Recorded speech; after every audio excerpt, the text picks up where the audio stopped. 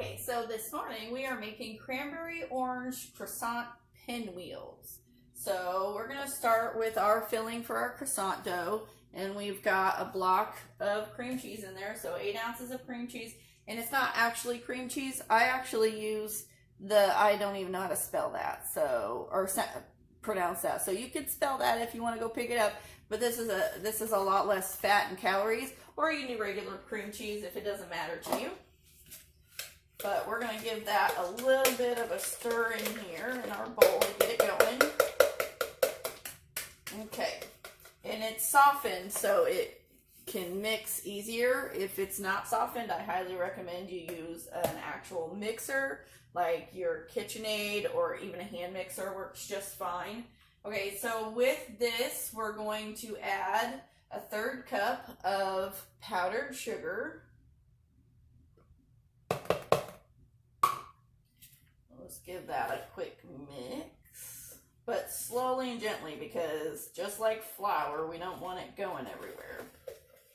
And then when it's incorporated, then you can go faster. And FYI, this is actually how you get a cream cheese frosting. So if you need to frost a cake, you can use the same recipe.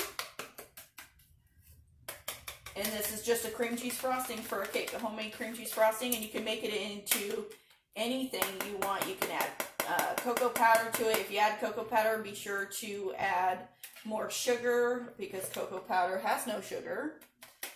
Or you can melt some chocolate and put it in here with a little extra liquid, like almond milk or regular milk. But I actually prefer to make it citrusy, so I'll do a lemon, orange, or lime. Blood orange is actually really good in here too, and since it's blood orange, it'll make it pink if you do a little bit, and red if you do a lot. So blood orange would be really pretty in there. So since we're going with orange and cranberry, we have our dried cranberries here. This is 1/4 cup cranberries.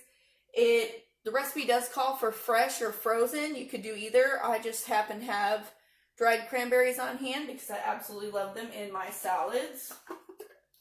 So we're going to put those in our fun little chopper.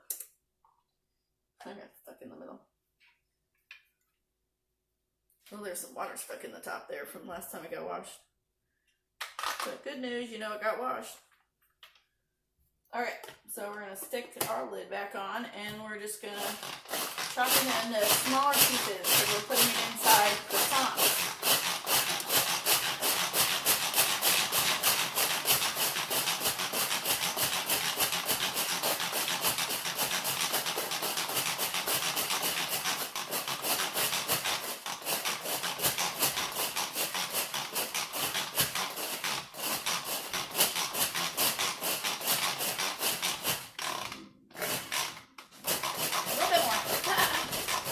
This is really fun for your kids to be able to do with you, and they can do this safely because their hands are nowhere near the blade. Just remember to tell them not to stick their fingers under there because they will smash their fingers. Alright, so we're going to lock that up.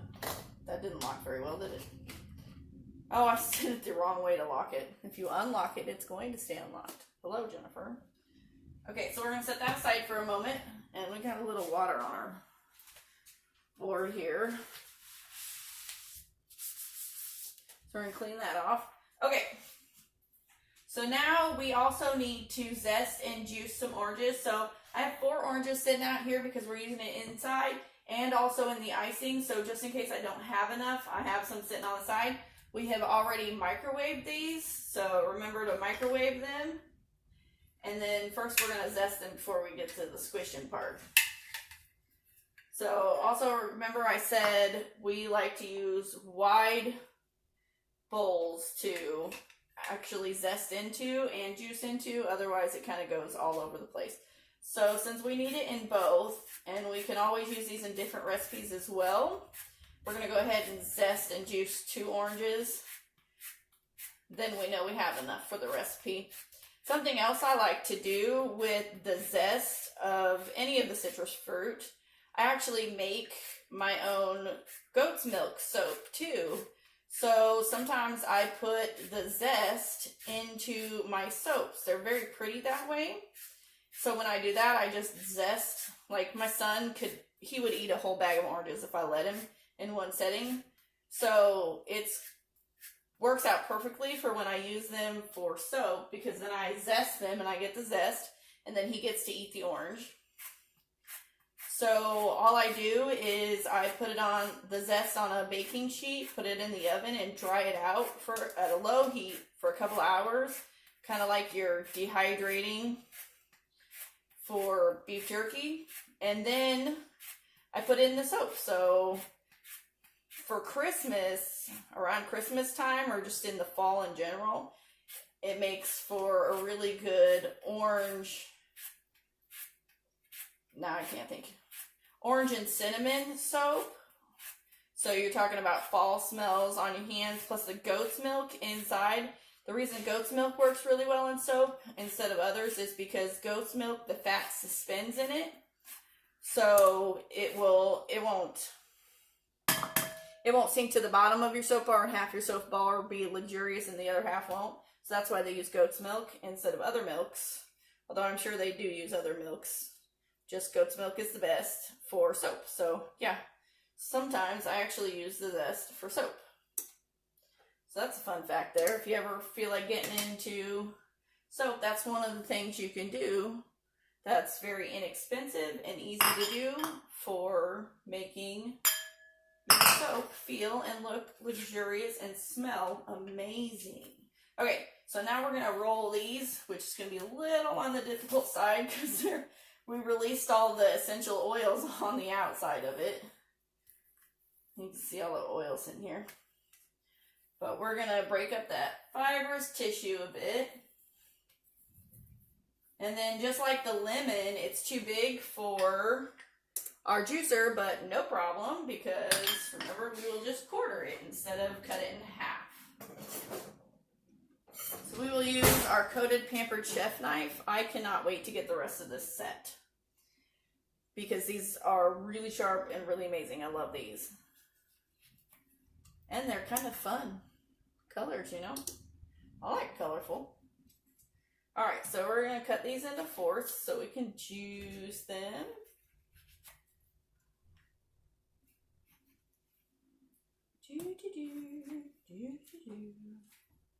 Set that aside. And we're going to try to juice gently so we don't get it everywhere. We just want it in our bowl. So, squishy, squishy. Squish through and then dump on the side to pull it out. And then scoop it right out. And it's okay if some of the orange itself gets into your icing or your innards is what that is. Your filling, that's what it's called, filling. Because it just makes it even more beautiful. Usually people don't want it when they're making like orange juice, but I actually personally like the chunks in there. Not really chunks. I don't even know what to call them. I know they have a word, but whatever. But it'll just make it even prettier. So juice it away. Juice it away.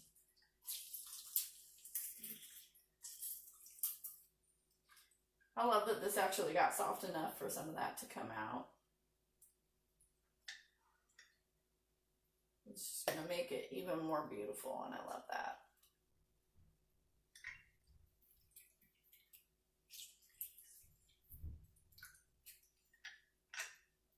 And these are actually a darker color, so I'm not really sure exactly what type of orange this is, because the oranges are usually yellow, and these are darker, but they're not quite red enough to be a red orange. Maybe they're like ruby or something. I don't know if that's a thing, but my store sold them to me as regular oranges.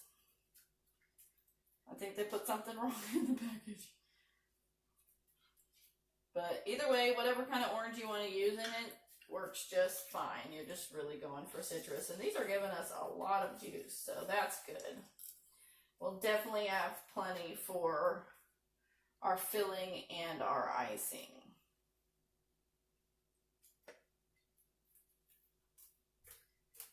Squish. Alright, that's all of our orange pieces. I'm going to go get rid of this and rinse my hands really quick because they're sticky.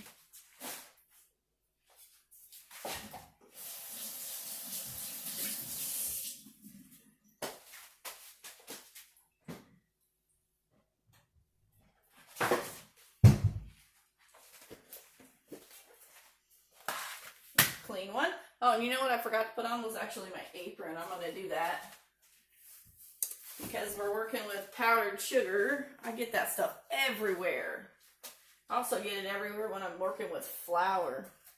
But half the time I forget to put on my apron and then I have to go change my clothes after I cook. So sometimes I change my clothes 3 times a day just from flour and sugar. Alright. So now inside of our filling, we are going to put 2 teaspoons of orange juice and 1 teaspoon of zest, and I also forgot to get those out. So, look at me. I'm always like prepped, and now today I'm not so much. Okay, so we want 1 teaspoon of our zest, our beautiful, beautiful zest.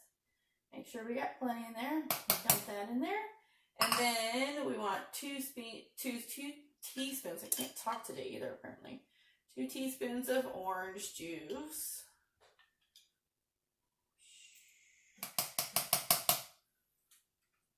Alright, we're just going to save that right there for the icing.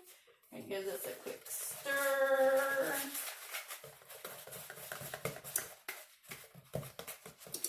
Oh, it smells good.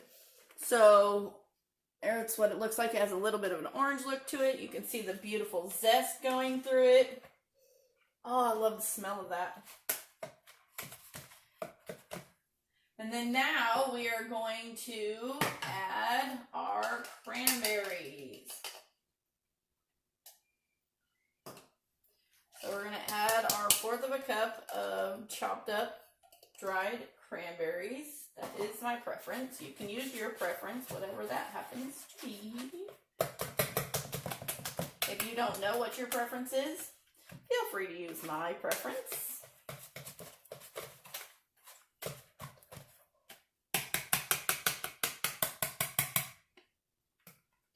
Alright. Now that we have that made, we're going to set that in here so it doesn't dirty up the counter. And then, so that is our filling for our croissant dough. So that's what that looks like. You can see a little piece of the cranberry in there. You can see the beautiful zest in there. So then I am just going to use a regular spoon. And that's what we'll dip to put in our croissants. Okay, so my husband went ahead and opened these for me because I don't know about you, but these things scare the crap out of me when they pop open. Childhood trauma. That's all I got to say about that one. So now I just can't. So my son or my husband goes into another room and opens them for me. Let's see, where is the end? You gotta find the end of your refrigerated dough here, which sometimes is hidden. And we're going to unroll it.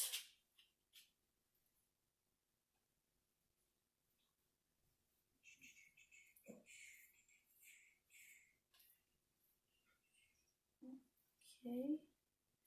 Make sure we're going with that. Okay, yeah. Sometimes these are really sticky. I love homemade croissants, but for the sake of being faster anyway, because I'm not all that fast when I'm on camera, we're going to go ahead and use refrigerator roll dough, which actually says in the recipe. So then I'm just going to take my knife and run it through. Remember how sharp this knife is? How fantastic is that, that you can just run it through and it won't pull it anywhere. It just cuts the pieces so that they're easier to take apart, because otherwise I actually find this a little bit hard to take apart sometimes. And it takes longer that way, so just going to run the knife right through it where the lines already are.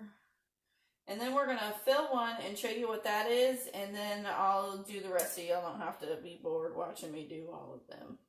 And I can get them done much faster if I'm not yakking my face off. So, I'm going to go ahead and do it in here. This is our stoneware. Ha! I got it this time. I really got to stencil that thing across my wall or something, because every other video I forget the word. Stoneware. We're going to use our stoneware. This is our rectangular stoneware.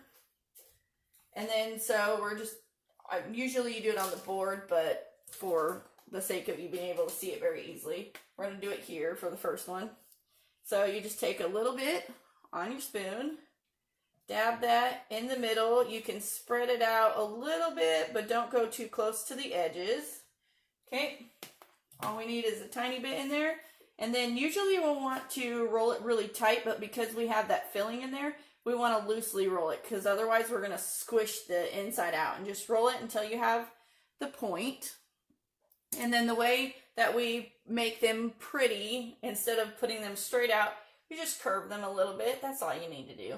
See? So now we got this pretty little curve. So I'm going to go ahead and do the rest of these. Okay, so now we have all of our beautiful croissants made. They look a little bit funky because it's rolled dough, and their squares, their triangles are never exactly the same.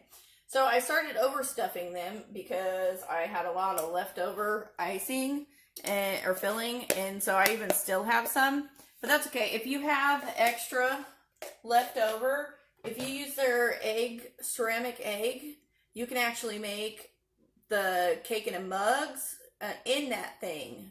And then just use that, save that, and use it for icing for your cake.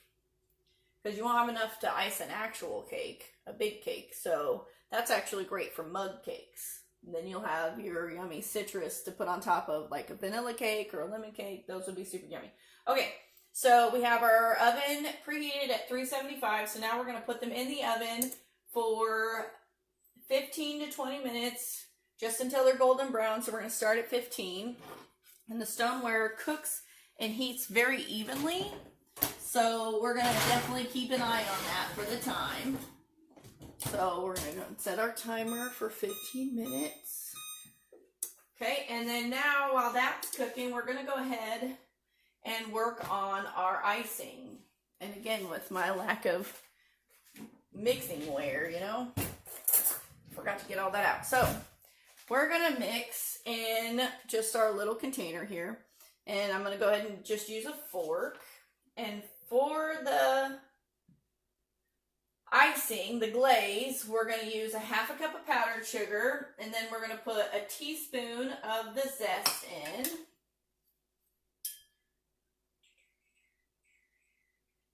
Maybe a little more than a teaspoon for fun. And the zest tastes so good. We're going to stick that in, and then we have extra zest, so we're going to save this, and I can either use it in another recipe, which I might do. I have a lemon chicken, a Greek lemon chicken I'm going to do. Might actually toss the zest in there, or I'll dry it and put it in some soap.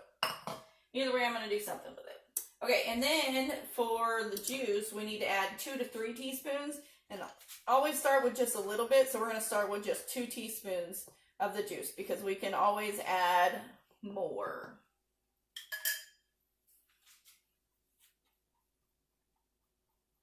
And we're going to just stir it with a fork in our container. And I purposely put it in one of these containers because Pampered Chef was smart enough to put lids with these things. So I can always just pop a lid on it and save it in the fridge, which you can ice scones with it. You can make more of these. You can ice, again, another mug cake. So we definitely need some more juice. So we're going to put 1 more teaspoon in there. And mix her up. And for this icing, you definitely want it thin. For the other icing we used for our ricotta cake, we wanted it a little bit thicker. This one we want a little thinner so that we can actually drizzle. So that's also why I used the fork, so we can drizzle. Right now it would clump. So we're going to go ahead with another teaspoon. So if you're counting, that's 4 teaspoons. But it's not an exact science when you're making icing, and it's also personal preference. So if you want it thicker and to melt over your croissants, you may absolutely do that. If you want a thin drizzle, you can make it very thin and drizzle lightly if you just want a light icing. So whatever you prefer. So that's still a little bit clunky for me. So we're going to go with another teaspoon because I really do want it to be a thinner icing. So I'm good with just the drizzle. And they do also have a chocolate drizzle. So it looks like a shot you get from the doctor, but you just put it in the little tube and you can squish it out while you're drizzling. So if you're not that good at just taking it and drizzling on your food itself, they do have one that makes it very precise. So you can do that if you're not that good with the drizzle, or if you don't like it looking a little clunky.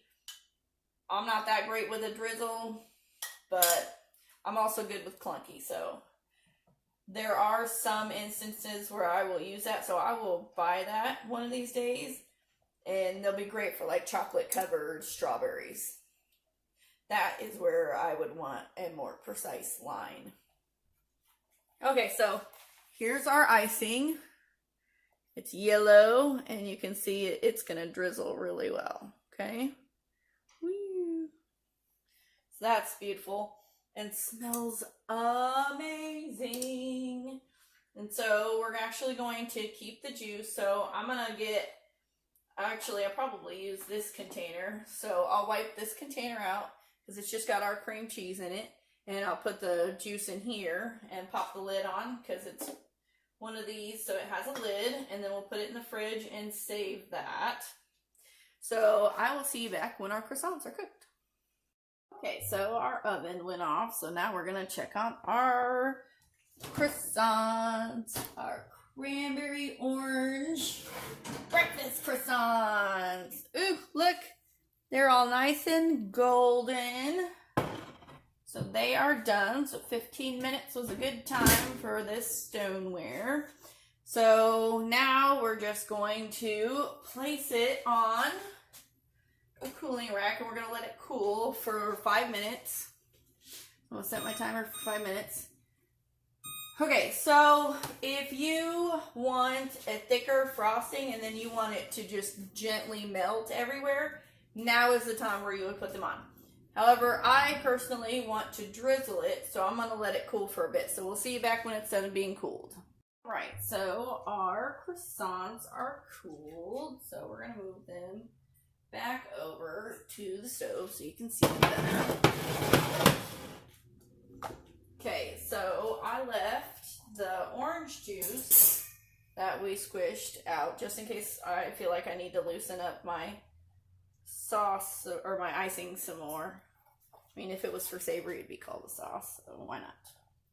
Also, if you don't want to drizzle with a fork, since these are malleable and they have this spoon here, we could actually just pour it and drizzle. So that's fun. So let's show you how you can do that. Just, there you go. That's fun.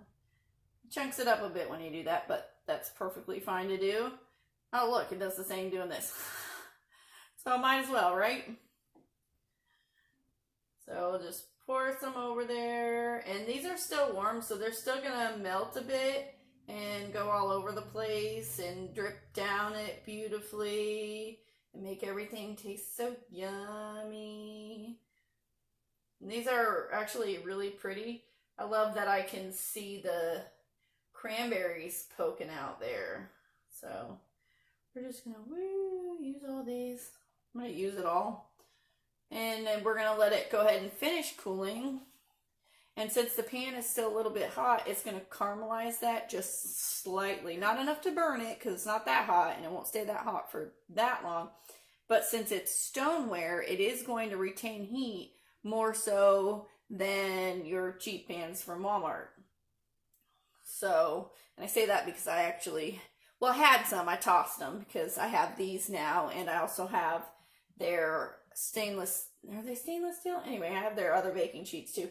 But these will set up right up underneath each one of these, and so it's like soaking into the bottom at the same time as the top. Yum, yum, yum. Okay, so we have lots of extra orange juice, which is great because I have a whole nother recipe with orange.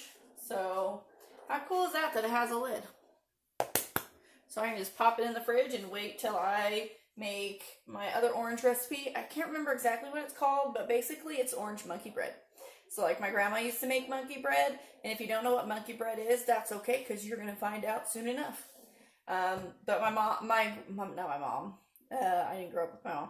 My grandma, not that I grew up with her either, but my grandma used to make monkey bread, and she would obviously use cinnamon sugar, and it makes a caramel. And I'm going to actually do an orange version of that. So stay tuned for that video. We're going to let these caramelize. And also, I know that I don't show you guys me eating this stuff that I'm making, because when the videos are done, they're super hot. So we have to wait. But I promise you that if a recipe is not good, I won't post it. So rest assured that if you make it like I made it, including fixing the mistakes that I made that I fixed during the video, you'll have really good food. That food from last night that I made, the Oktoberfest, oh my gosh, that was so good. And my house smelled like it for hours.